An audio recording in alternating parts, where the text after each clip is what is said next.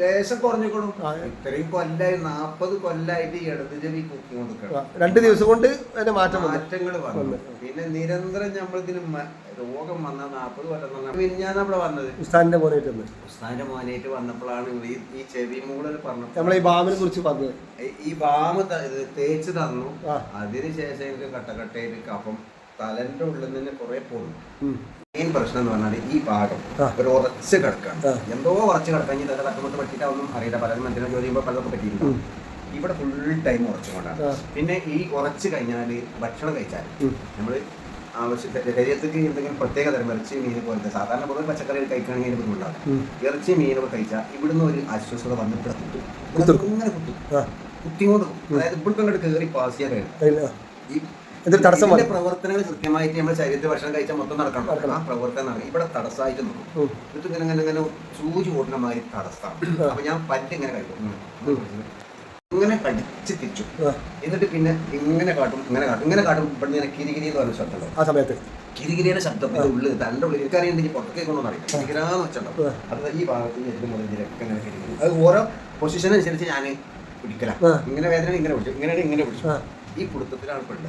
40 കൊല്ലായി തലവേദന തുടങ്ങിയിട്ട്. ഞാൻ ആദ്യം ഒരു ഉച്ചന് വന്നു. അത് കഴിഞ്ഞിട്ട് അപ്പൊ മൂക്ക് ലേശം കുറഞ്ഞിക്കോളും. ഇത്രയും കൊല്ലായി 40 കൊല്ലായിട്ട് ഇടത് ചെവി കുക്കിങ് കൊടുക്കണം. 2 ദിവസം കൊണ്ട് മാറ്റങ്ങൾ വന്നു. പിന്നെ നിരന്തരം നമ്മളിതിന് രോഗം വന്ന 40 കൊല്ലം നമ്മളെ ചെറുപ്പപ്രായം. കുടുംബം നോക്കേണ്ട ഒരു പ്രത്യേക ചുറ്റുപാടുള്ള ടൈമാണ്. അനിയിട്ട് വന്നപ്പോഴാണ് ഈ ചെവി മൂളൽ പറഞ്ഞത്. ഈ ബാമ് തേച്ച് തന്നു. അതിനുശേഷം എനിക്ക് കട്ടക്കട്ടയിട്ട് കഫം തലന്റെ ഉള്ളിൽ നിന്ന് കുറെ പോകും. പലപ്പോഴായിട്ട് പോകും.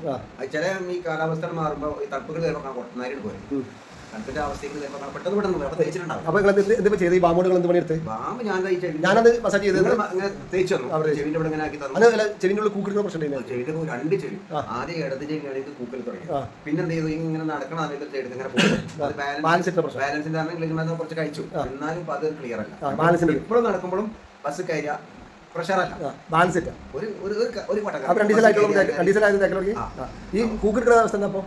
മൂക്ക് ലേശം കുറഞ്ഞിക്കോളും. ഇത്രയും കൊല്ലായി 40 കൊല്ലായിട്ട് ഇടത് ചെവി കുക്കിങ് കൊടുക്കണം. 2 ദിവസം കൊണ്ട് മാറ്റങ്ങൾ വന്നു. പിന്നെ നിരന്തരം നമ്മളിതിന് രോഗം വന്ന 40 കൊല്ലം നമ്മുടെ ചെറുപ്പപ്രായം. അത് കുടുംബം നോക്കേണ്ട ഒരു പ്രത്യേക ചുറ്റുപാടുള്ള ടൈമാണ്. അതൊക്കെ ഇംഗ്ലീഷ് മരുന്ന് കഴിച്ചിട്ടും അത് കഴിച്ചിട്ടൊക്കെ ജോലിക്കാര്യത്തിൽ നിരന്തരം നമ്മൾ പരിശ്രമം കിട്ടാൻ പറ്റൂല.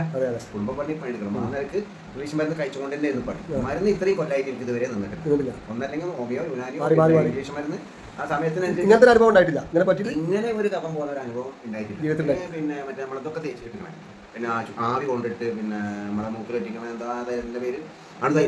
അണുതൈലൊക്കെ ഒറ്റിച്ചാലും ഇങ്ങനെ ഒരു അനുഭവം ഉണ്ടായിട്ടില്ല. ഇപ്പൊ ബാബ തേച്ച് നിങ്ങൾ പിന്നെ വീട്ടിൽ ബാബ കൂടുതലും കറക്കൊന്നും തേച്ചിട്ടില്ല. പൊറുതിടനൊക്കെ തേച്ചു. നല്ല മട്ടത്തിൽ കുറെ പോകും. ഇപ്പൊ നമ്മൾ തലയിലൊക്കെ മസാജ് ചെയ്ത് ഇതിന്റെ റിസൾട്ട് 4 കൊണ്ട് കിട്ടും. ആയിക്കോട്ടെ. ഇനിയിപ്പോ നിങ്ങൾ ഇത് അങ്ങോട്ട് പോകണ പോലെ 4